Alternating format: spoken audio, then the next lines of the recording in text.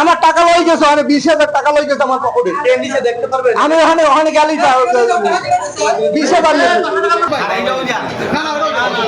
আমার বাপের মুরব্বী মানুষ, ডাব বেছে, ও ডাব খাইছে 120 টাকার ডাব, আমার বাপের দাদা খাইছে। খাওয়ার পর আমার বাপের এই 1,000 টাকা নোট দিয়েছে, আবার চেনে না দেখে আবার 900 টাকা ফেরত দিয়ে দিয়েছে। এই তারপর আমার বাপের 4 পেজ দেখানোর পর তারপর বলতে যে টাকাটা চাল, অনেক আগে মানে 4 পেজ দিন হয়েছে, খাই গেছে। আজকে আবার আইসে দেখে ধরা খাই গেছে। টাকা আমি 5 টাকা ব্যবসা করি, এই যে অত পাইনি, আমার দ্বারা দিয়ে দিয়েছে, আমার টাকা সব লই গেছে। আমার দ্বারা 20,000 টাকা একটা ইয়েছে, লই গেছে সব।